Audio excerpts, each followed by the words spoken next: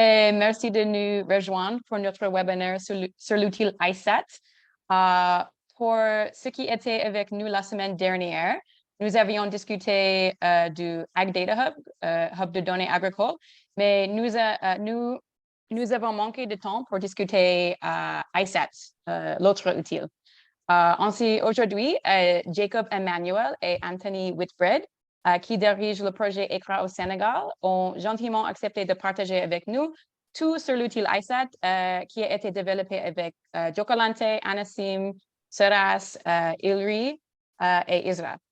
Et le but de l'outil est de créer des informations climatiques et agro-conseils spécifiques au contexte et en temps réel disponibles via les Thies ICT. Comme le Ag Data Hub, il s'agit d'un nouvel outil important que les agents de vulgarisation agricole doivent connaître et c'est pourquoi nous avons organisé ce webinaire pour vous. Peut-être Anthony et Jacob peuvent se présenter et nous pouvons commencer. So I was just giving some context, Anthony and Jacob, of why we're having the webinar and just generally what iSAT is. So maybe Jacob and Anthony, you guys can introduce yourselves and say any words you'd like to, and then we can get started.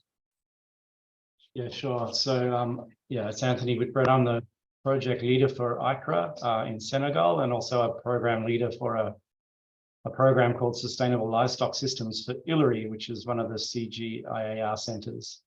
I'll lead off, and then I think Jacob will come in about halfway. So Jacob? Yes, as introduced, my name is Jacob Emanuel Joseph. I am an agro-meteorologist in International Livestock Institute based in Tanzania. In this project, I've been supporting the Climate Information Service in creation and dissemination of iSAT with partners like Jokalante, ISRA, CRS, as well, AICCRA. Thank you. Hey. I guess you see the screen, yeah? Yeah. Cool. All right. So I'll go through a little bit of the history of iSAT and how we developed it over several years. And most of this work was earlier done in India. And in the last 3 years, as part of iSRA, has been rolled out in 4 countries in Africa as well, including Senegal, Kenya, Zambia, and hopefully a little bit in Mali. So Melody, I'll let you translate. Yeah, thank you. Donc, il va vous présenter l'histoire de iSAT.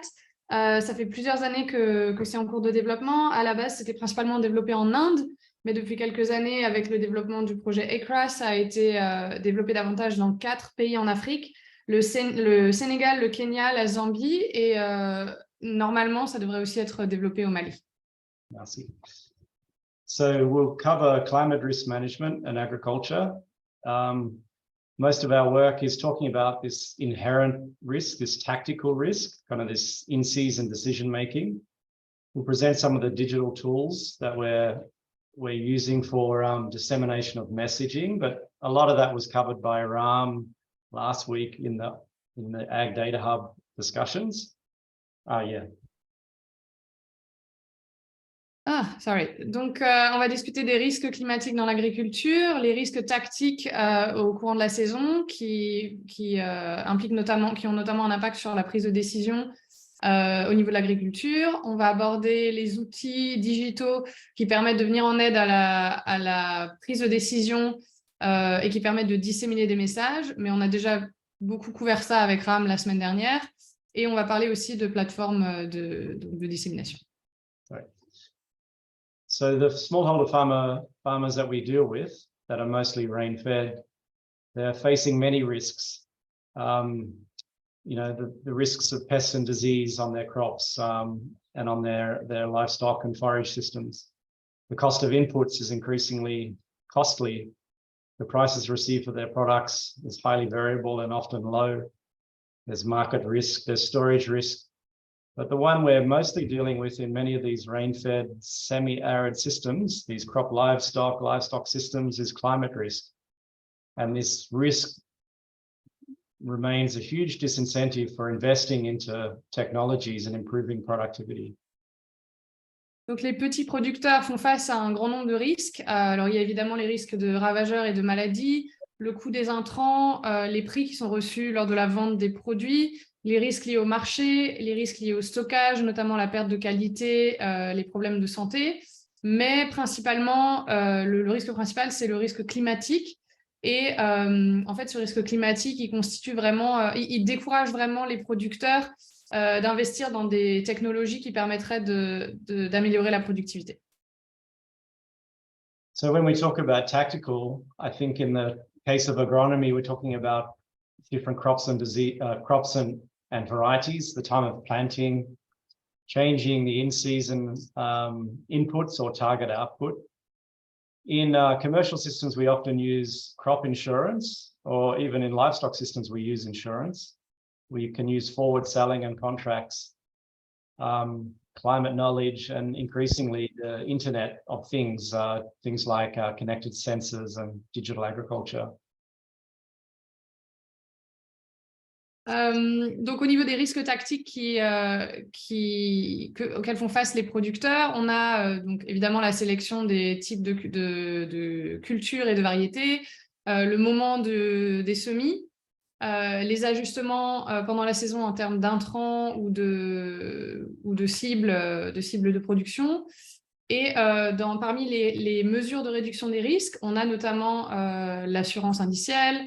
On a des contrats, alors forward selling, I actually don't know how to translate forward selling, but c'est de la vente. Contracts. Yeah. Ok, bon, des contrats.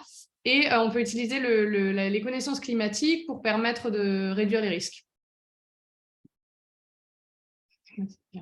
This is a long-term weather information data set from India. It's very similar for Senegal. We didn't get time today to replace this, but I think the message is that we're living in a highly variable climate in the tropics, in these semi-arid regions.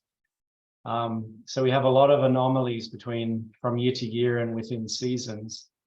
And the other aspect is often these anomalies are associated, at least in the southern hemisphere, with these events such as El Niños and La Niñas. These are called ENSO events. And these are often associated with droughts or high rainfall seasons.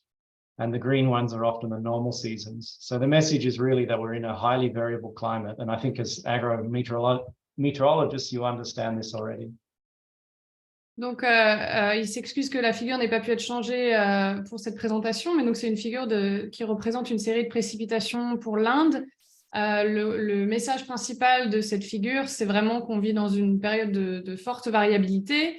Et que donc en vert on voit la saison normale, mais cette figure nous permet aussi de visualiser les extrêmes, donc les inondations, les sécheresses, et aussi l'impact des phénomènes climatiques globaux comme El Niño et La Niña, qui affectent plus certains pays que d'autres, mais qui sont liés directement aux inondations et aux épisodes d'inondation et de sécheresse dans certains pays. And if we start looking into more specific within season variability, especially in the dryland areas, we find in seasons that are lower rainfall, they're not only lower rainfall, but much more variable. So this is kind of a basis for developing triggers or decision points within a season.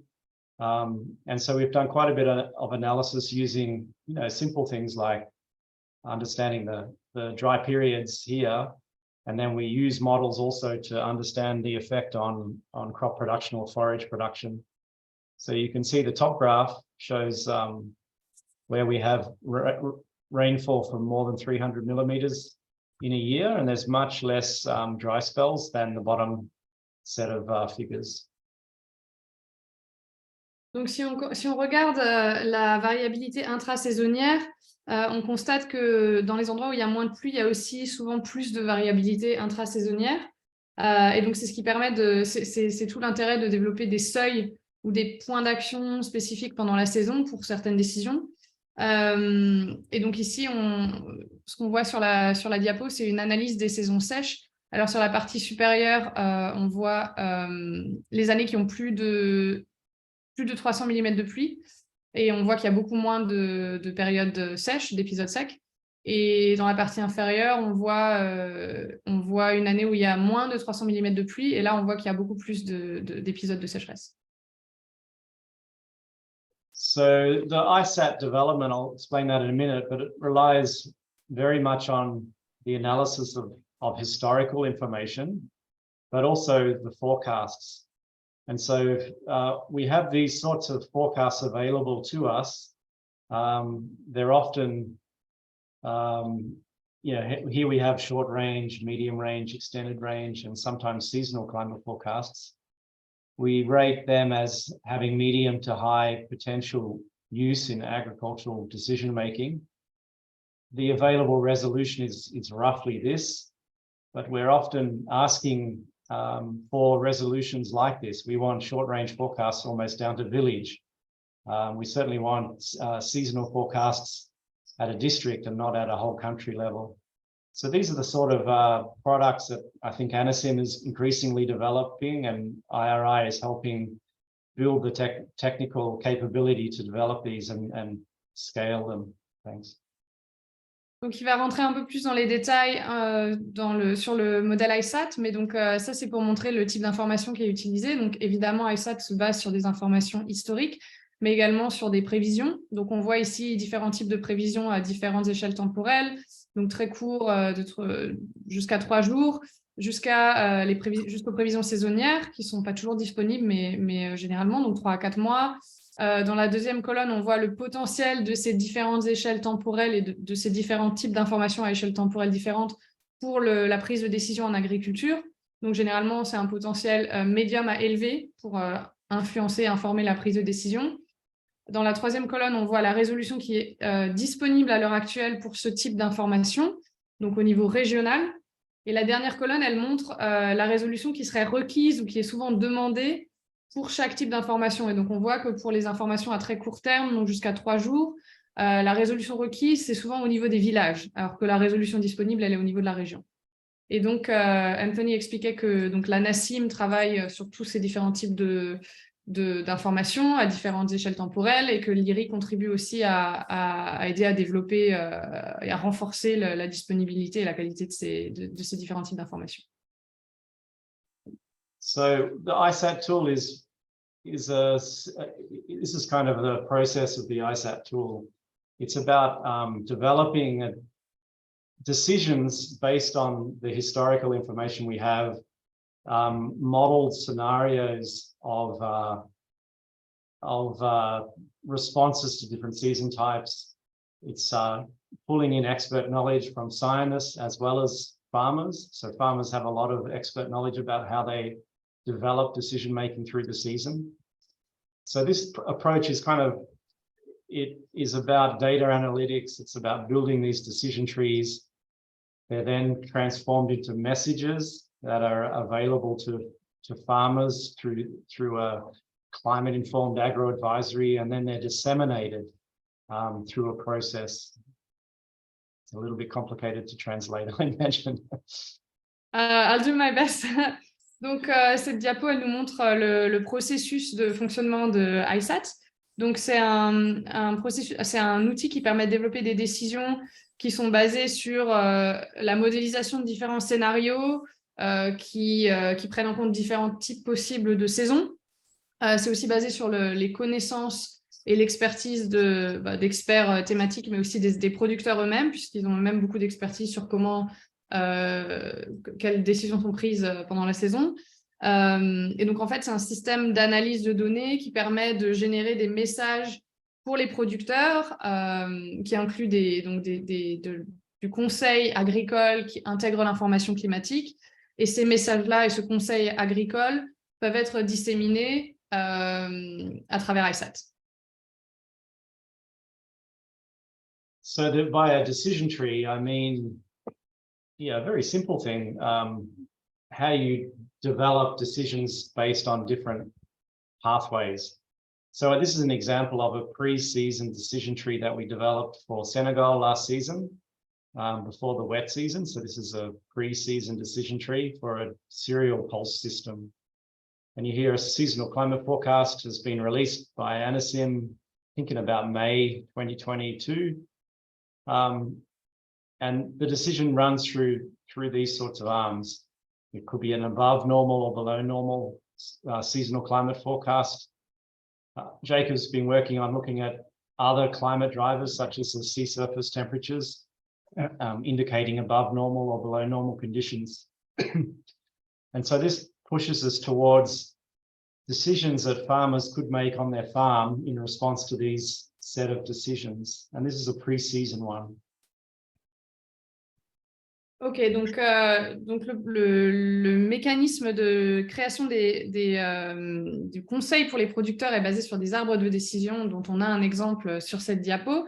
Alors ça, c'est un arbre à décision qui intervient avant le début de la saison. Donc l'arbre à décision, il est basé sur différents scénarios qui sont modélisés dans le cadre d'iSAT. C'est basé sur différents types d'informations. Donc là, en l'occurrence, on a des prévisions. Et on a également, on utilise également la surface, la température de surface des océans. Donc c'est ce que vous voyez, SST, c'est la température de surface. Et donc en fait, ça nous permet de modéliser ou d'illustrer différents types de décisions qui peuvent être prises en fonction des différents scénarios possibles. Et donc encore une fois, ça c'est un arbre de décision qui s'applique à une saison sèche avec des céréales avant le début de la saison des pluies. So in this case, it's let's say we had a below normal seasonal climate forecast. The sea surface temperature was indicating below normal. We would have this set of scenarios.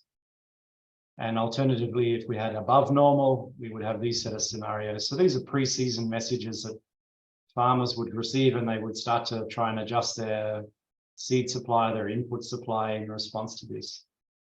Donc, par exemple, en bas, dans le premier losange rouge, si on a une prévision qui est sous la normale et qu'ensuite on a également une température de surface des océans qui est sous la normale, le type de message qui sera communiqué aux producteurs avant le début de la saison, c'est de privilégier plutôt des variétés à cycle court. Donc, on a des exemples pour le maïs, le sorgho, etc. Donc, c'est des messages qui vont permettre d'influencer le type d'intrant, le type de semence que les producteurs vont choisir. L'autre exemple, c'était si on a une prévision qui est au-dessus de la normale et qu'on a également des températures de surface des océans qui sont au-dessus de la normale, on aura donc voilà, un niveau d'engrais, enfin des conseils différents pour chacun des types de cultures.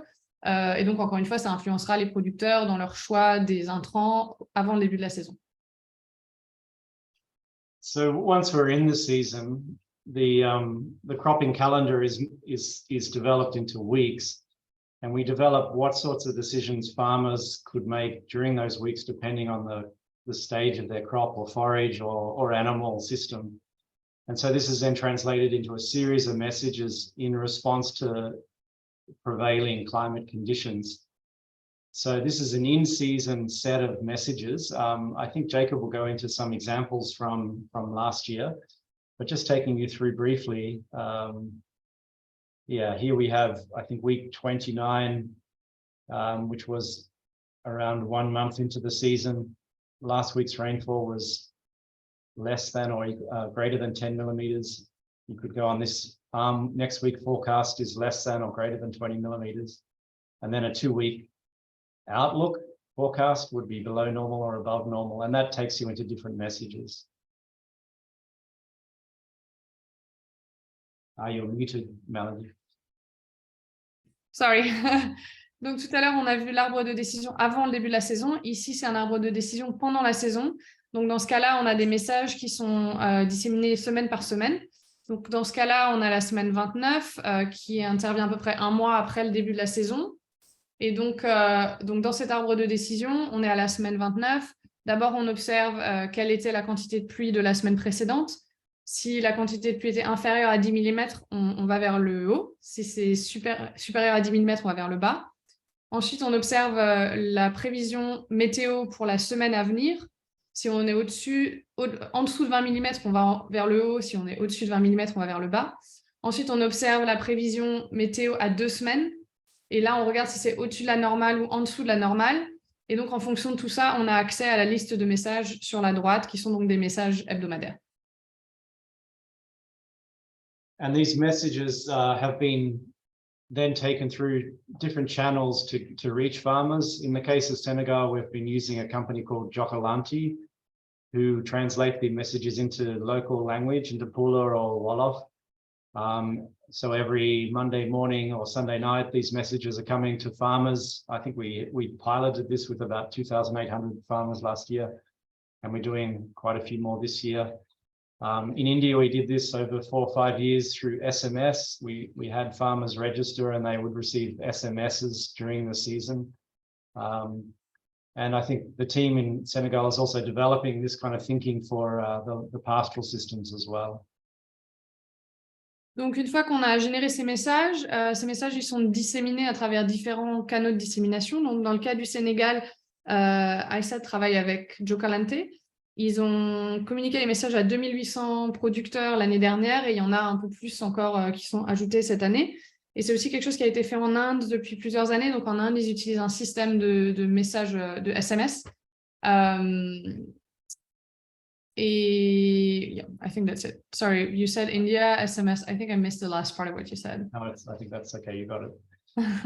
So just an example of how those messages influence behavior, farmer behavior. So we piloted, it's actually a paper that's just about to be released. It's been through review. It's just on the last few days, I hope, of being released. It's in Climate Services. So it explains the effect of working with these messages and this iSAT system over 4 years with a fairly large group of farmers, several thousand farmers. And then we did a number of surveys about how those farmers changed their behavior in response to receiving this climate-informed agro-advisories. Donc, il y a un article de journal qui est sur le point de sortir sur une étude qui a été faite qui reflète 4 années d'expérience d'utilisation de ce type de message via iSAT. Ils ont travaillé avec plusieurs milliers de producteurs, ils ont fait des sondages sur comment le fait de recevoir ces messages a permis d'influencer les comportements et les décisions de ces producteurs. Et donc, ils ont rédigé un article de journal qui est vraiment sur le point de sortir incessamment sous peu. So here we have just some brief results.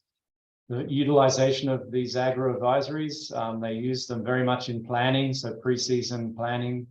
They use them very much at sowing time, understanding the onset and when to sow, and at harvest. They were really interested in getting proper information about when to harvest and then to dry their crops.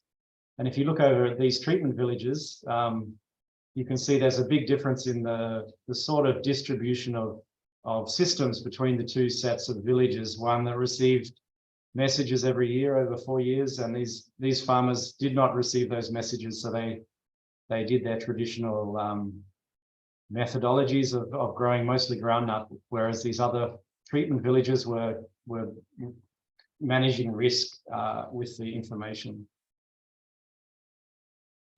Donc, juste pour présenter rapidement les résultats de cette étude, alors dans le graphique à gauche, ce qu'on voit, c'est que les informations étaient principalement utilisées pour informer des décisions avant le début de la saison, sur la planification de la saison, sur les dates de semis. Donc, la planification, c'est le type de semence, le type d'intrant, etc. Les dates de semis donc, qui dépendent de la date de début de la saison des pluies. Et ça a également beaucoup informé les décisions relatives à la récolte, notamment les dates de récolte. Et donc, à droite, on voit une comparaison... just the right part. Donc, à droite, on voit une comparaison entre les villages qui, en haut à droite, qui ont reçu l'information une fois par semaine pendant 4 ans, et en bas à droite, les villages qui n'ont pas du tout reçu l'information. Et donc, on voit que ça a vraiment eu une influence sur le type de cultures qui ont été choisis dans ces villages-là. Donc, avec des villages qui étaient traditionnellement de la culture de l'arachide, en bas à droite. Et dans le cas des villages qui ont reçu l'information régulièrement pendant 4 ans, on voit qu'ils ont davantage diversifié le type de culture qu'ils ont choisi. Yeah, so we also measured, so the project went across several years. 2017, we had some missing data in 2018, but we got 2019 and 2020. And overall, there was an increase in the yields. This was a system cropping system. So there was a 56%, up to 56% increase in their yields. In the paper, we go much more into detail about the sort of seasons has a big effect on how farmers will use this information. So the drier seasons is really the critical seasons where they need this kind of climate information. The average in the wetter seasons, it was less informing them. So, and they also we had these rating systems. So they also rated the advisories as very, very useful and very high for most of their operations. Donc, ils ont à peu près 4 années de données. Alors, on ne voit pas 2018 parce qu'il y avait des données manquantes en 2018, mais ils avaient 2017, 2019, 2020, 2021. Alors, ce qu'ils ont observé, c'est une augmentation du rendement jusqu'à 56% d'augmentation dans certains cas. Ils ont aussi remarqué que, en fait, le niveau d'information, le niveau d'influence que ce type d'information peut avoir sur la prise de décision dépend du type d'année. Donc, pendant les années particulièrement sèches, les producteurs avaient davantage besoin de cette information-là et ça a davantage informé la prise de décision, alors que dans les années normales, ça a eu moins d'importance ou moins d'influence sur la prise de décision des producteurs. Ils ont également, en bas à droite, ils ont également permis aux producteurs de donner une note aux différents types, enfin, l'information qu'ils ont reçue. Voilà. Can you say more about the rating, actually? What are the different colors?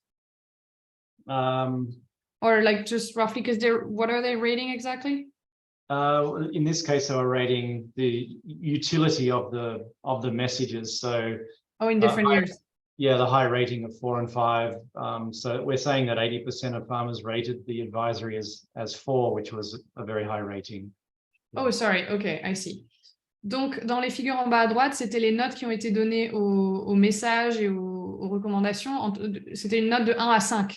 Et donc, on voit que la plupart des agriculteurs ont noté entre 3 et 5, avec davantage de notes 5 pendant l'année 2019.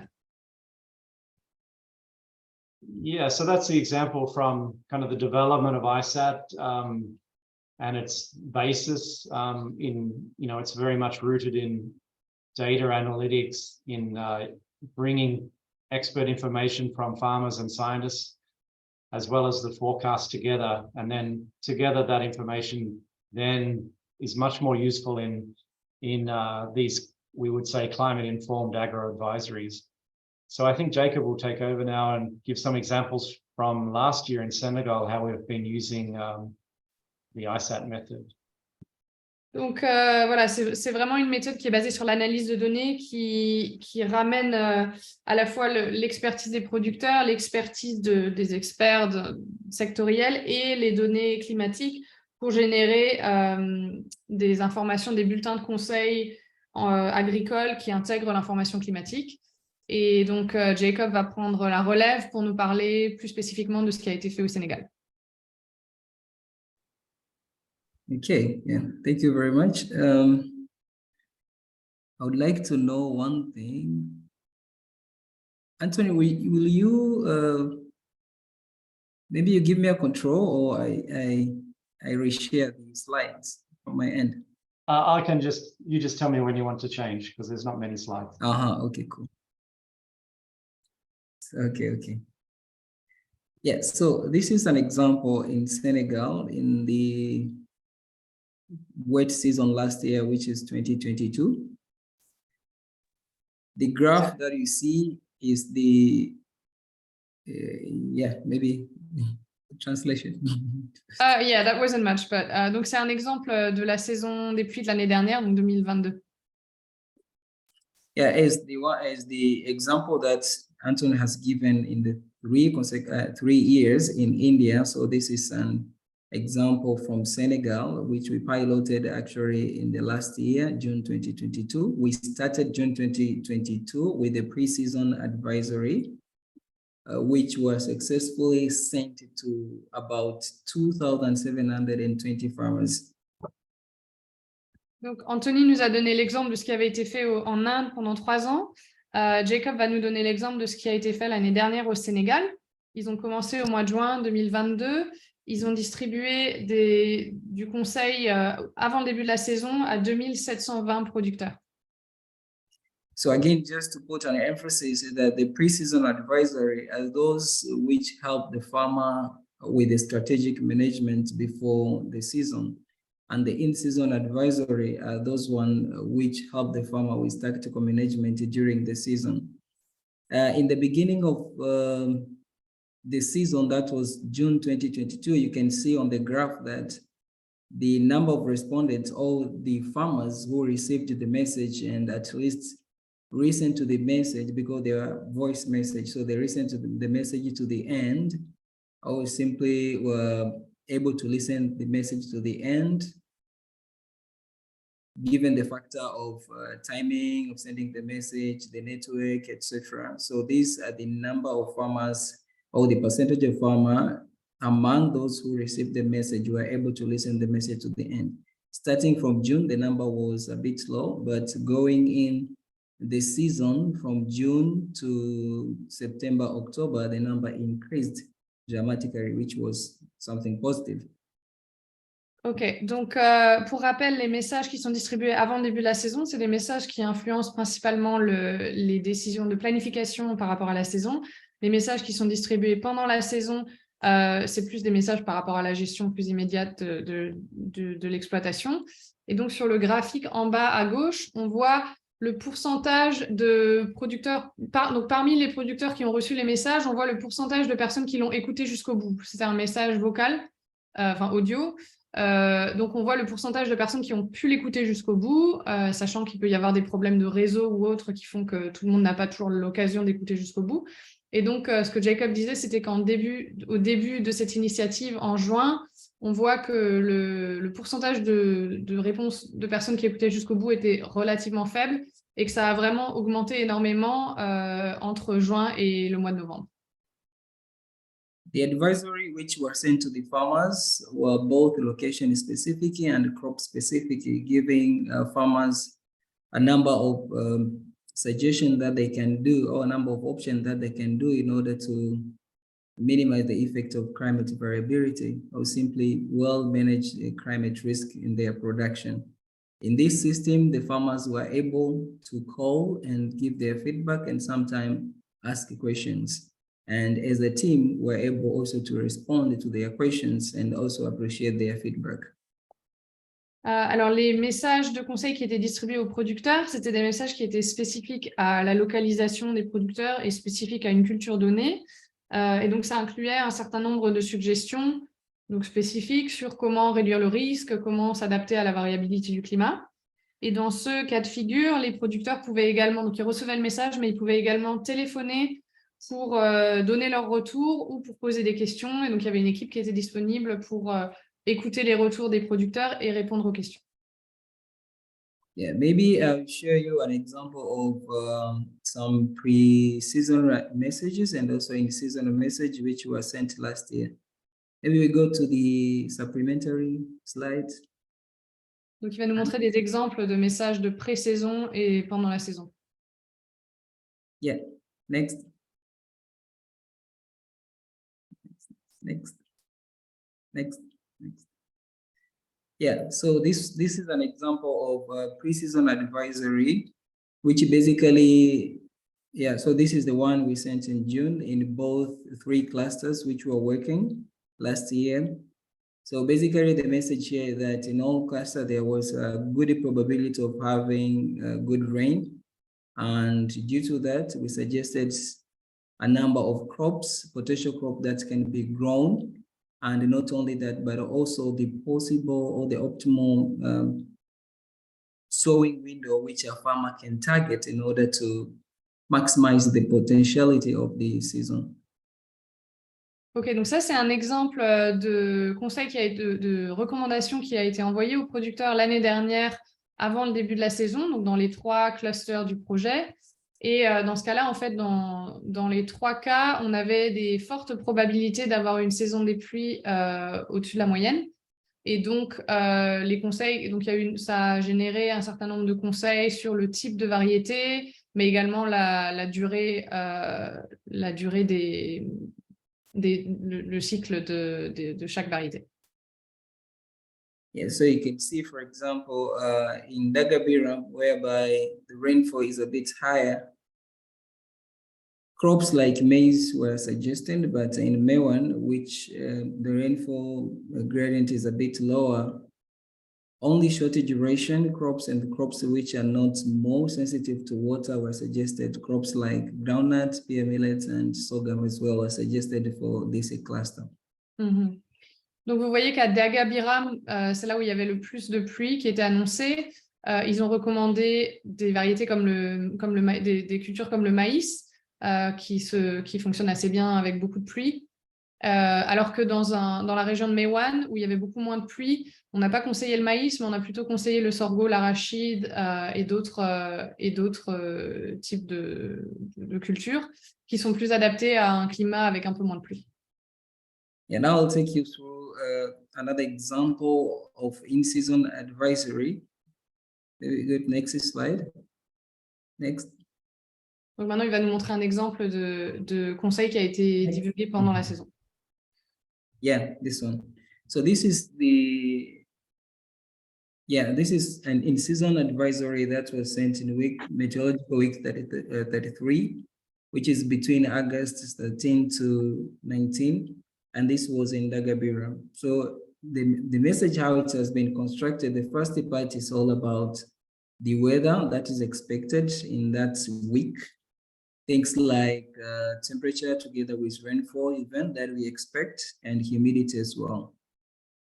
But also what actually these kind of meteorological variable or atmospheric variable translate to crop conditions and also farm operation. So the farmers here were suggested to continue with the proper management of pest and disease, also regularly check their crop condition, take advantage of the moisture condition to do application, to do several agronomic practices such as fertilizer application and also weeding. Ok, donc dans ce cas-là, c'était un bulletin de conseil qui a été donné dans la région de Dagabiram pendant la semaine 33, donc du 13 au 19 août 2022. Alors dans ce cas-là, on utilise des informations sur la prévision météorologique pour la semaine à venir. Donc ça inclut des informations sur la température, l'humidité, les événements extrêmes à venir. Et donc ça traduit cette information-là. Ça fournit une traduction de cette information-là sur comment ça va affecter les conditions de culture et comment ça va affecter les opérations au niveau de l'exploitation. Et donc, il y a notamment des recommandations sur la lutte contre les ravageurs et les maladies, l'optimisation de l'humidité, comment appliquer les engrais, etc. en fonction de ces conditions-là.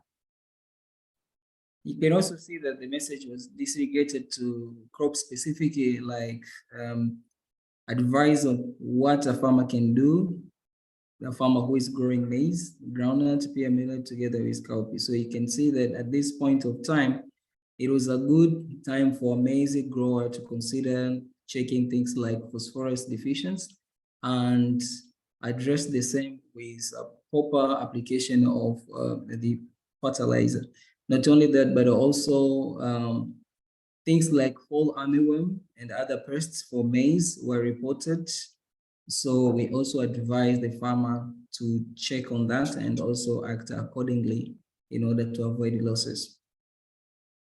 Donc c'est des recommandations qui sont spécifiques à chaque type de culture.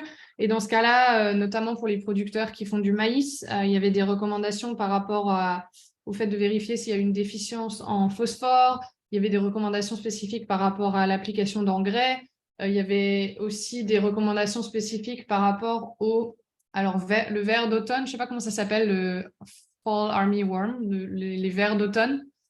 Enfin bon, c'est un type de ravageur. Donc voilà, c'est des recommandations qui sont spécifiques à chaque type de culture en fonction de toutes les informations qu'on a citées. Okay, so I can go back and finish my 2 slides, Anthony.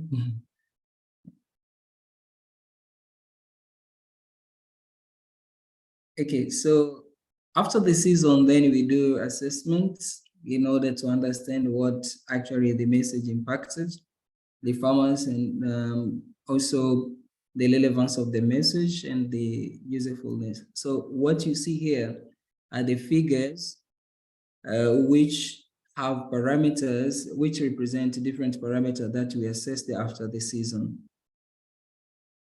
Donc, à la fin de la saison, il y a une évaluation qui est mise en place pour permettre de mieux comprendre la pertinence des messages et la satisfaction par rapport aux messages. Donc, en bas à droite, on voit sur le graphique quelles sont les différentes questions ou les différents paramètres qui ont été mesurés en termes de pertinence des messages distribués.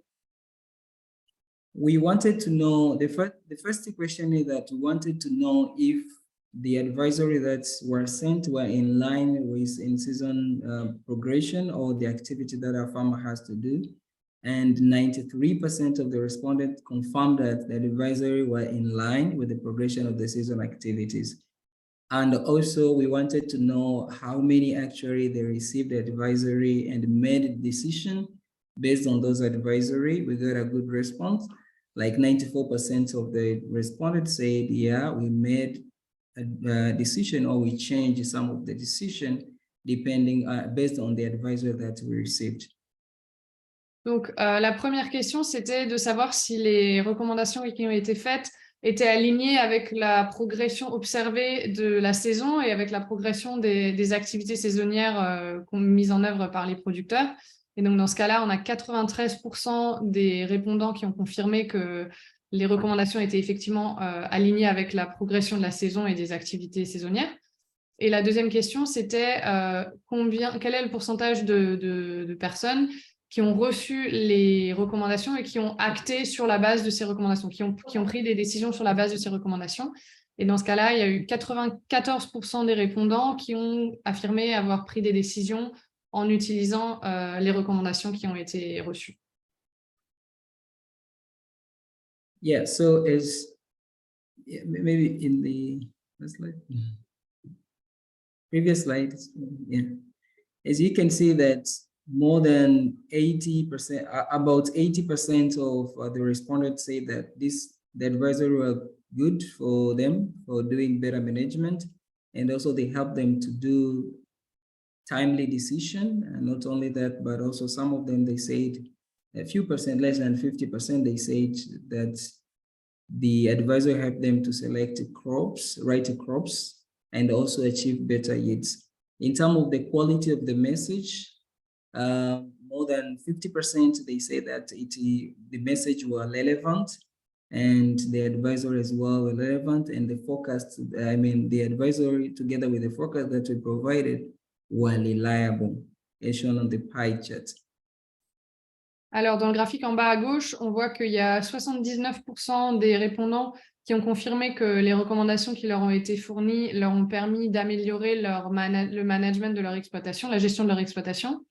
70% ont confirmé que les informations reçues leur ont permis de prendre des décisions au bon moment. 27% ont dit que ça les a aidés à choisir le bon type de culture. 24% ont dit que ça leur a permis d'améliorer leur rendement. Et sur le graphique à droite, on voit que qu'une grande partie des répondants ont dit que les informations qu'ils ont reçues, donc le conseil et les prévisions, étaient très, très fiables et que ça leur a permis que ça les a influencés sur différentes opérations au niveau de leur exploitation. Yeah. Next. Yeah, so again, we wanted to know which decision actually the farmers made based on the advisory they received. Well, 34% they say that they made sowing decision based on the advisory. And also you can see pesticide application, harvesting together with the weeding and fertilizer application. Yeah, they responded differently. And these numbers actually affected, we realized that they're affected by various socioeconomic factors, such as the financial capacity together with some belief as well. So for example, in the sowing decision, financial capacity was one of the driving factor, because yeah, you can suggest that this is a good time to sow, but a farmer won't be able to purchase the seed, and therefore few of them would do that decision because others are incapable of doing because of the financial capacity. But in terms of other applications like the fertilizer, etc., some of them, they say that they strongly believe their ancestors' traditional method. So yeah, they took the advice and do some of the thing, but other thing they said, no, this one I can do is how I've been taught by my ancestor. So all these things were somehow affected with those socioeconomic factors. Donc, sur cette diapo, ils expliquent qu'ils ont voulu mieux comprendre comment l'information disponible influençait les décisions de gestion prises par les producteurs. Donc, on voit le pourcentage de producteurs dont les différents types de décisions ont été influencés par l'information, donc la plantation, l'application de pesticides, le choix de la période de récolte, le choix de la période de désherbage et l'application de fertilisants. Et en fait, ils expliquent qu'ils ont également étudié tous les facteurs socio-économiques qui ont pu influencer ou qui influencent ce type de prise de décision. Et donc, notamment, par exemple, la capacité financière, c'est un facteur socio-économique qui a une grande influence sur les décisions relatives aux semis. Parce que, par exemple, on peut donner de l'information au producteur sur le moment idéal pour semer, mais si ce producteur n'a pas la capacité financière de semer à ce moment-là ou d'avoir accès à ce dont il a besoin pour semer à ce moment-là, il ne pourra pas le faire. Et donc, dans les autres facteurs socio-économiques qui influencent ces décisions, par exemple, un des éléments qui a été mentionné, c'est le fait que certains producteurs ont reçu de l'information avec des conseils qui leur disaient de suivre certaines pratiques et qui ont fait le choix de ne pas suivre ces pratiques-là parce qu'ils ont préféré suivre des pratiques qui leur ont été enseignées par leurs ancêtres et qui sont des pratiques ancestrales dans lesquelles ils ont plus l'habitude ou plus confiance. Donc voilà, donc c'est important de comprendre tous les facteurs socio-économiques qui rentrent en jeu dans la prise de décision d'une exploitation. Yeah, but overall, we got good feedback from the farmers and they were happy for these services and they agreed to continue receiving our message, and also they gave us very, very good feedback, which we work on for improvement in this season and maybe next season as well. Thank you. Donc, globalement, ils ont reçu des retours très positifs de la part de tous les producteurs qui ont participé à cette recherche, et tous les producteurs ont confirmé qu'ils aimeraient continuer à recevoir cette information-là à la saison prochaine. Donc, voilà, donc ça a été très positif et donc ils vont continuer sur cette lancée. I think our final slide, Melody, is just some conclusions.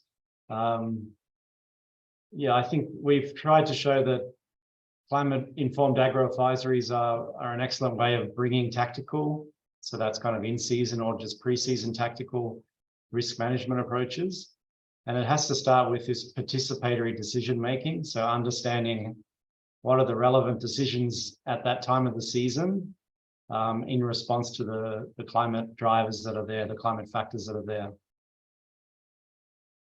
Donc, la dernière diapo, c'est une diapo de conclusion qui indique que les recommandations agricoles faites aux producteurs sur la base de l'information climatique, c'est vraiment une approche tactique de gestion des risques avant la saison et pendant la saison. Et c'est très important que ça démarre par un mécanisme de prise de décision participatif et que ça inclut un ensemble de données, de données, notamment l'expertise des producteurs qui doivent participer au mécanisme. Yeah, we also need, high resolution meteorological soils data to run these models. We need the forecasts to be available. They need to be in real time, so they need to be flowing to the system. I think Ram showed you the Ag Data Hub. So a lot of this integration is done within the Ag Data Hub. It requires skilled people to understand.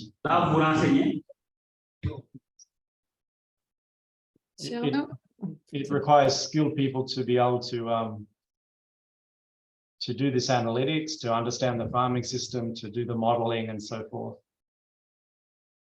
Donc, ça requiert également la disponibilité de bases de données à haute résolution, donc à la fois de données climatiques, de données sur les sols.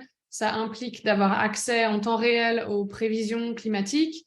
Ça implique d'avoir des personnes qui sont capables d'analyser l'information historique sur le climat et la météo, d'avoir aussi des personnes qui sont capables qui ont une très bonne connaissance des systèmes d'exploitation agricole dans le pays ou dans la zone.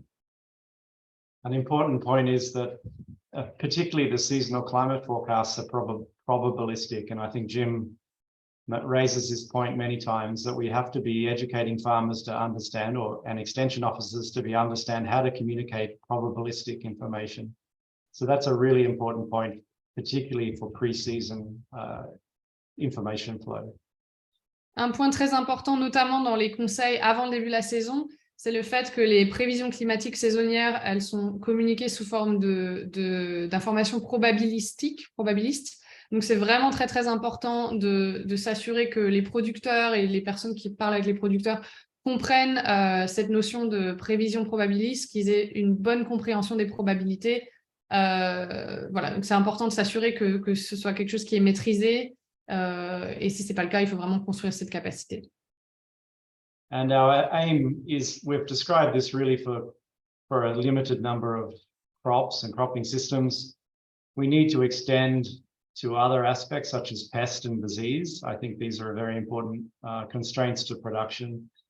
But also in the animal systems, we are trying to bring this sort of thinking into the way you manage animal systems, the production of forages, the spread of disease in animal systems as well. And to extend that, this Ag Data Hub and digital tools are the way that we can scale this information. And the final point, I think, is that the public-private sector partnerships is really important for scaling, for bringing this sustainability to these sorts of tools. And that's why we've tried to build capacity in our colleagues, but also bring in the private sector to also scale some of these ideas. So, yeah.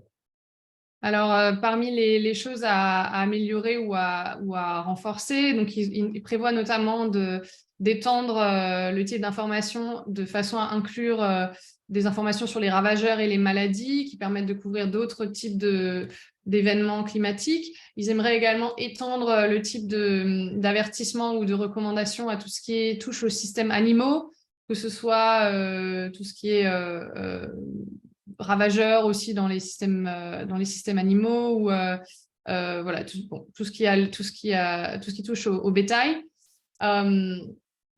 C'est très important d'utiliser les outils digitaux comme Ag Data Hub, donc, que vous avez vu la semaine dernière, hein, qui permettent vraiment de disséminer, de distribuer l'information à plus grande échelle. Et un autre élément qui est très, très important, c'est les partenariats publics-privés pour permettre d'offrir un accès durable à ce type de service, que ce soit accessible à la fois aux producteurs et aux personnes qui travaillent, aux producteurs et aux pastoralists. Can't come up with a word in French. Donc, les personnes qui travaillent à la fois dans l'agriculture et dans le bétail. Et donc, voilà, c'est très important de renforcer la capacité des acteurs à la fois dans le secteur public et dans le secteur privé pour favoriser ces collaborations, ces partenariats publics-privés et vraiment permettre d'offrir un service durable. Okay, we stop there, and I think if there's some discussion or questions, we can stay around. Thank you. Thank you. Merci beaucoup. Donc on a fini avec la présentation et donc maintenant ils vont ouvrir la discussion à vos questions ou vos interventions ou vos commentaires.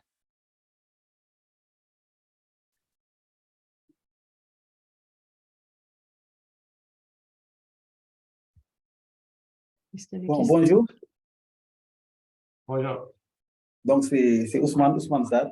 Je m'excuse du retard et j'avais cru que la réunion c'était à 15h. Moi, j'avais calé pour 15h. Heureusement que j'ai reçu le message par mail. C'est pourquoi je vous ai rejoint en cours de route.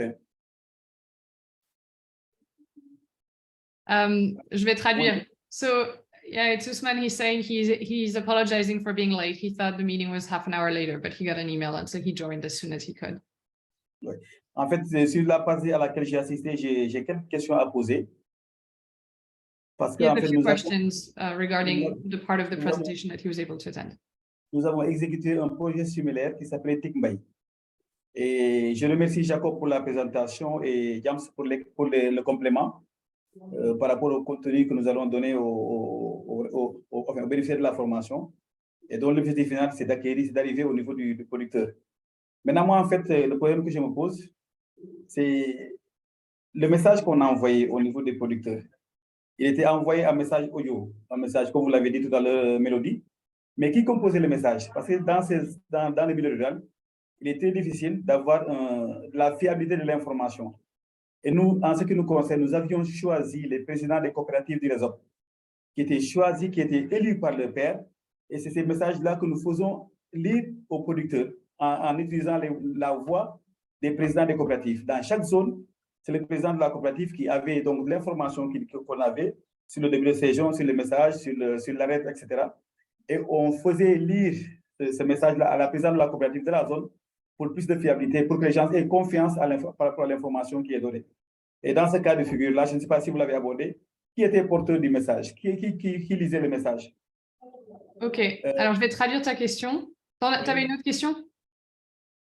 Oui, j'ai aussi d'autres questions. Hein? Alors laisse-moi peut-être traduire ça pour être sûr que je me rappelle de tout.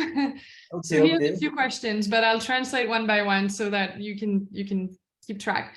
So Ousmane is from RESOP, and he's saying that they had a similar project. They implemented a similar project in RESOP. He was curious to know who was recording the voice messages, the audio messages that were communicated to farmers. And he's asking this question because in the case of their project that they developed, they had written messages that were read and recorded by the president of the local cooperatives of farmers who had the trust of the farmers. And so when farmers heard the messages, they recognized the voice, and that was meant to increase the likelihood of people to act upon the message because they recognize the voice and there's already trust in the messenger. So he was curious to know, who was reading the messages in your case? Like, how is it recorded? I don't know if you want to take all his questions or answer one by one. Well, yeah, I can respond. In this case, it was a private company called Jokalanti. So they would translate the message into Pula or Wolof themselves. The messages were also taken through to the community radio stations, so URAC. So local radio producers were translating some of these messages as well. But mainly it was done by Jokalanti. Ok, donc pour répondre à ta première question, Ousmane, donc la communication des messages, ça se faisait par l'intermédiaire de Jokalante. Donc Jokalante, c'est eux qui traduisaient les messages en Peul et en Wolof. Donc c'est des personnes du personnel de Jokalante qui enregistraient les messages en Peul et en Wolof. Et c'était également communiqué par le biais des radios communautaires locales, URAC, je crois que ça s'appelle. Donc voilà, mais c'était principalement Jokalante. Oui, merci pour la réponse. Parce qu'en fait, nous aussi, nous avions travaillé dans ce projet-là avec Jokalante. Et c'était un projet qui s'appelait TICMAE. They also worked with Jokalante on the project that he mentioned, which was called... C'était quoi le nom? Ce projet s'appelait TICMAE. TICMAE. Les techniques de l'information. Technique et l'information de la communication orientée vers l'agriculture. Ok. En français. Donc, mais en fait, le problème qu'on avait, c'était l'audimat, des personnes qui devaient choisir la radio. Et nous avons fait un programme participatif de choix de radio. On n'a pas choisi URAP, l'Union des radios, je ne sais pas, rurales du Sénégal. Nous avons fait un sondage dans les zones d'intervention du réseau pour connaître quelles sont les radios qui sont les plus écoutées dans les zones par les producteurs. Donc, les producteurs ont choisi des radios dans chaque département ou dans chaque lieu d'intervention du réseau. Ensuite, les producteurs ont choisi le jour et l'heure des émissions. Les producteurs ont même choisi aussi le nom de l'émission. Donc, nous avons fait un programme participatif par rapport au choix des radios, aux jours et aux heures d'écoute. C'est génial. Je traduis. It's really cool. He's saying that they also had a radio component in the project that they developed with Jokalante, they didn't just go through URAC, I guess it is, but they conducted a survey in each of the areas of intervention of RISUP. The survey was for farmers to ask what were the radio stations that were what were the preferred radio stations or the most listened to, what was the best day and what was the best time of the day, and even what was the best program, or like which program, which specific program were people listening to the most, basically to come to identify what was the best way of communicating information through radio. Okay, great. Yeah, that's some great information. We have something similar. I can send you the links to the publications. One is from Jokalanti, analyzing the impacts of the messages, and the second one is from the radio messages. We also did a survey and tried to understand some similar timings and impact and different parts of society the messages were reaching. So thank you. Donc merci pour ces compléments d'information, Ousmane. Et puis donc il expliquait qu'il peut partager aussi des publications sur ça. Je pense que c'est assez similaire à ce que vous avez fait. Il dit qu'ils ont aussi des publications sur l'impact qu'a eu le message et un sondage aussi sur les préférences par rapport à la radio. Et l'autre question, c'était sur le choix des producteurs. Parce que nous, au niveau du réseau, on a une base de données de tous les producteurs du réseau avec le numéro de téléphone. Et on avait signé une convention avec un opérateur téléphonique de la place, en rapport avec Jokalante, pour envoyer des messages à ces producteurs-là. Et suivant la langue. Mais moi, je me reconnais dans le cadre de ce projet-là, comment ont été choisis ces producteurs-là? Comment ils ont choisi les producteurs au niveau du projet? Okay. He's saying that in the case of RISUP, they have a database with all the farmers that are associated with RISUP, with their phone number and all their information. So that's what they use to disseminate information. But he would like to know how you selected the farmers in your project. Well, we set up three pilot sites. I think the three were given by Jacob, and within those, we work with the ANCAR were mainly responsible for selecting the farmers and the groups of farmers we work with. On top of that, the ones that were receiving messages were clients, I guess, of Jokalante. So Jokalante was going through a registration process to register particular farmers. We're doing this again this year, and we're bringing in Tabaconda as well. So there's been a process of selecting new sites and new farmers, and Jokalante is in the process of registering those farmers as well.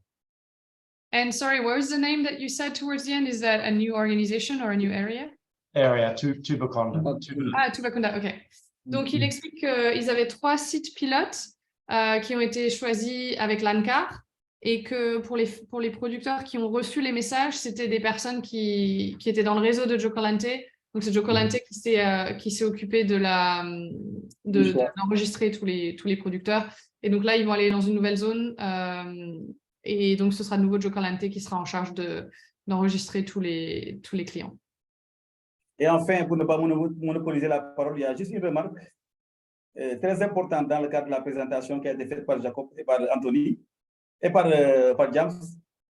Donc, c'est en fait l'arrivée ou le développement de l'information qu'on doit transmettre aux producteurs en suivant le calendrier. Moi, je sais, nous, à ce stade-là, la conclusion qu'on a faite, c'est que les messages qui étaient envoyés, que ce soit les messages au niveau de météo, climat ou bien de la disposition de semences, etc., tous les messages que nous avions envoyés, c'était en fonction du calendrier. Par exemple, si c'est un début hivernage, avant la préparation de l'hivernage, on a envoyé un type d'information sur la disponibilité des semences, sur le numéro de téléphone des conseils agricoles. En période de semis aussi, il y avait des informations qui étaient développées, et tout à l'heure, vous l'avez mis dans la présentation. Et cet aspect de respect du calendrier, en envoyant des informations, c'est ça qui est en fait le point fort de ces deux projets-là, si on fait la similitude entre le projet CRMAE que nous avons exécuté et la présentation que vous avez faite. Et vraiment, merci pour la présentation. Et encore, mes excuses pour le retard. So the last one is not a question, it's more of a comment regarding this presentation and the one last week. he's saying what's really important here, and also in what we've discussed in the past, is the fact that those messages are really relevant when they're based on the agricultural calendar. And so they're sent at a time when people make decisions and planning about the season, when they're making decisions about sowing, when they're making decisions about harvesting. So they're really based off of the specific agricultural calendar of the decisions made by farmers. And so he really appreciates that, because that's a really important point.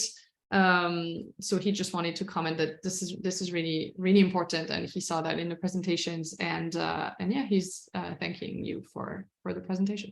Thank you. I think there's a question from Diablo. Hello. Oui. Bon, c'est dommage que je n'ai pas tout suivi de la présentation parce que j'étais un peu mobile. Ces temps-ci, on est un peu coincé par les préparatifs. Voilà, moi, ce que je retiens de l'outil iSAT, heureusement, peut-être il y a le consortium ISRA, ANACIM, ANCAR, ILRI qui est vraiment bien dans la production. Mais il faut retenir qu'il faut donner une place importante à la production de l'information météorologique climatique. Parce que nous, d'habitude, dans la production, on prend en compte les modèles. Ce serait bien de savoir derrière iSAT quel est le modèle de prévision qu'on utilise. Mais on utilise des modèles américains, c'est bien, mais dans la phase conception, pour aboutir à une prévision climatique, on utilise encore des modèles européens, des modèles australiens, canadiens, pour avoir beaucoup plus de poids par rapport aux résultats de la prévision. Parce que des fois, si c'est des modèles qui sont tendance, modèles américains, des fois, ils peuvent avoir une tendance unique, ce n'est pas toujours le cas, mais ce serait bien quand même de voir au-delà de ces modèles, quels sont les autres modèles en termes de prévision climatique pour pouvoir avoir beaucoup de poids par rapport aux données. Maintenant, je pense que vous pouvez traduire ou je peux finir, vous pouvez traduire. Vas-y, finis, pardon, je pensais que tu avais terminé. Maintenant, pour Anthony, il a bien dit, la prévision par tercile, des fois, peut être compliquée pour les producteurs. Mais là aussi, nous, on fait des efforts sur l'interprétation, parce que ce n'est pas les terciles qu'on présente en tant que tel, mais une interprétation in situ, c'est-à-dire à partir d'une prévision avec le poids. Par exemple, si le poids supérieur, par exemple, humide est donné à une zone, maintenant, on fait parler la climatologie de la zone pour voir en termes d'interprétation quelle est la quantité de pluie attendue dans cette zone. C'est là où l'interprétation est très importante. Parce qu'entre l'interprétation et la diffusion, il y a une différence. Ce que des fois, on peut prêter à... Mais l'interprétation doit être faite par les climatologues par rapport à la climatologie pour que la prévision par tercile, qui peut être mal comprise par les producteurs, soit beaucoup plus digeste quand on l'interprète et beaucoup plus utilisable. Et je pense que là, c'est ce qu'on est en train de faire, même au moment où je vous parle, par rapport à la prévision 2023. On est en train de bien travailler par zone, par rapport au tercile qu'on a eu dans la prévision, comment l'interpréter pour que les gens puissent transmettre l'information de manière plus utile. Et je pense que ça, c'est très important, c'est le rôle de l'ANACIM de le faire.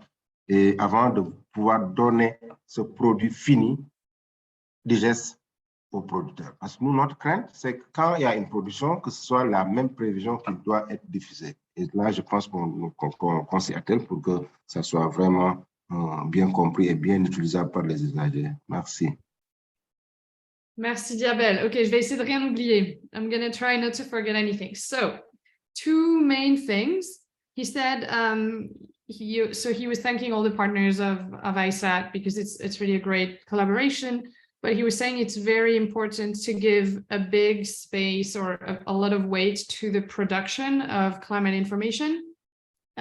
It's really important to talk about what are the models that are used for the forecast.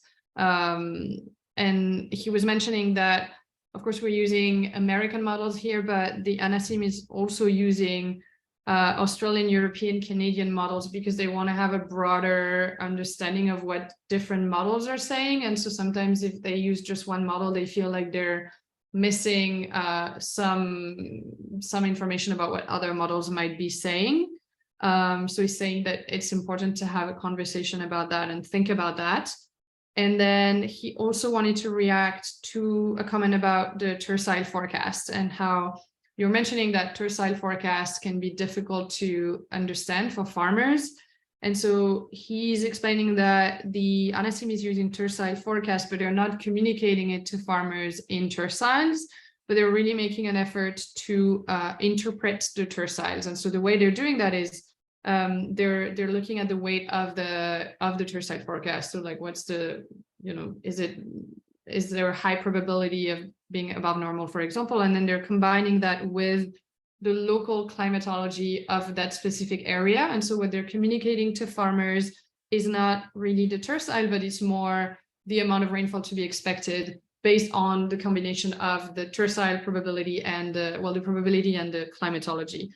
And so he's saying that they're really doing a lot of work right now to provide specific interpretation per area in all of Senegal based on those two elements, the probability and the climatology. And he thinks it's very important to highlight that, and it's a really important role. Like it's really important, and it's ANACIM's role to do that level of interpretation. No, thanks so much for your comments. Yeah, I think yeah, we really rely on ANACIM to bring the expertise on the forecasting part to iSAT.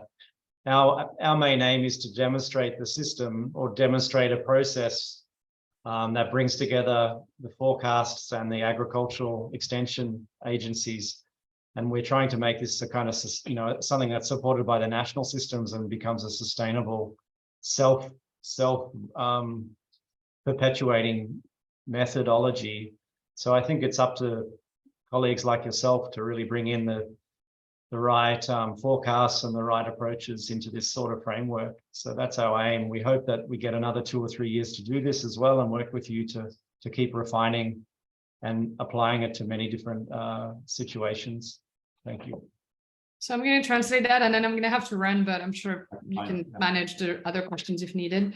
Donc Diabel, Anthony disait que donc merci pour ton commentaire qui est évidemment bien entendu, bien compris, que les partenaires vraiment font confiance à l'ANACIM et se reposent beaucoup sur l'ANACIM, enfin reconnaissent l'importance de la participation de l'ANACIM dans ce processus-là, et que vraiment pour l'instant l'idée derrière iSAT et donc les outils qui ont été présentés, c'est de faire une démonstration de ce processus-là, de tester ce processus-là, avec l'espoir de pouvoir continuer pendant 2 ou 3 ans et d'avoir l'opportunité d'intégrer ces outils-là dans les mécanismes de dissémination d'informations au niveau national, et que donc ça dépend vraiment de l'implication d'individus comme toi pour vraiment renforcer cette collaboration et réfléchir ensemble à comment on peut pérenniser ce type d'initiative pour vraiment les intégrer de façon durable aux mécanismes mis en place au niveau national. Voilà. Moi, je vais devoir vous laisser parce que j'ai un autre appel. Donc, si vous avez encore des questions, je vous propose de les poser en anglais si c'est possible, ou alors... yeah, I think nobody... Ouais, essayez de les poser en anglais, du coup, s'il vous reste des questions. Voilà. Otherwise, Akinsei can translate. This French is perfect now. Mine is just, can I talk? Yeah, so I'm going to go and I'm going to leave you, I'm going to let you continue. Je vais y aller, mais je vais vous laisser continuer. Merci. Merci tout le monde. Excellent translation. You're welcome. Bye. Thanks, Melody. You're a rock star. So maybe we wrap up in 2-3 minutes, Amanda? Sure. Mackenzie, did you have a question? Oui, je voulais juste faire un petit commentaire. Sure. Mbai, can you speak in English if possible, because Melody has left? Oui, I just hello everybody. Thank you. Hey. Thank you for the presentation. For the presentations, pluriel. Donc, I think it is interesting to the scheme we are putting in place. on climate information in agriculture. The information from ANACIM is very, very, very important. Mostly about forecast. And what I see is that the two tools we are working on, iSAT and CRMAE, combine it with the data coming from ANACIM. I think it is very complementary. And what I see is that the information from the data from ANACIM can be used in many ways, because I see the user from iSAT is not exactly the same than the use from CRMAE. The two information are given by iSAT and CRMAE are not the same and does not use the same approach. No, that's why I think the combination ANACIM, iSAT, CRMAE can be very, very interesting in the future if we succeed in improving our tools. That's the comment I wanted to do after seeing the presentation of iSAT. Okay, thank you. Probably a lot of the process for the models we use in iSAT and also the models that are underpinning CRMAE are similar. So I think we can very much utilize both approaches. And I think Jacob was on a call yesterday where they were talking about more application of CRMAE. So yeah, maybe last question, is it Conseil? Yes, thank you. Mine is not actually a question, it's just to corroborate part of what you have actually mentioned. At least from the experience of last year, we could see that farmer expectations were already high because to an extent, the information they receive actually helped them to make a very good decision, especially for those of them that actually make use of it. And from the experience we had from Chill and Maywan last week during community sensitization in preparation for this year's season. So actually really give me a kind of trust on the information that we actually that was given to them last season. So I would just suggest that at least we should strengthen it more with the extension of the new locations that we have now, Tabakunda. At least we are already expanding, and having the information on time is going to be a very good game changer for the impact of the project in all across the cluster. Because in one of the community last time when we were discussing, even the neighboring community, some of them have opportunity to receive that information, which they make use of it very well. So it's a good impact. And from what we are also doing by also setting some manual and IoT rate gauge in the community, we also help us to also strengthen the site-specific information that also will be generating this year. At least we have some good record from last year that Jacob can also use to as a kind of to do the ICAS now before the forecast for this in-season for 2022-2023. So it's a good work, just with improvement it will go a long way. But my just concern now is what will be the situation when the project is no longer available to support that kind of information to the farmers, because they will have been getting used to it. So if the business model can be well fine-tuned before the end of the project, such that maybe some organization can partly support the information for them in the nearest future, that could also be a good way to sustain it. But in reality, the information is very helpful to them, and it's actually so from the analysis that was the assessment that was done late last year. And I'm very sure by the time they do this end of this season assessment, the impact will be more than last year's experience. So that's just my own comment about the application of the tools that we are using. Okay, thanks. I can say we're working on sustainability of it, but it's really, we hope that the national systems, both ANACIM, ISRA and ANCAR, really will support this for the long-term benefit.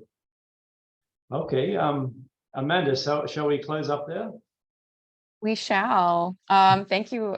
Thank you so much, Anthony and Jacob, for sharing about the iSAT tool. We will share this recording. On va partager l'enregistrement aujourd'hui, un lien.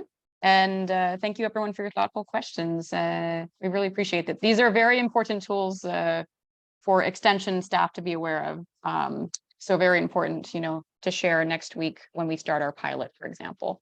So Okay, yeah, just a big thank you again. No worries, it's a pleasure. Okay. Amanda, hello, Amanda. Oui. Can you translate Mbaye and les interventions? Mën nga traduire intervention Mbaye bi ak kii? Ak réponse bi ñu mën a comprendre. Can translate comment on dit? Because we are very bad in English. Oh, in French? Oh, in goodness. French, in Wolof, we can just understand. In Wolof, what is Mbaye intervention and answer of James?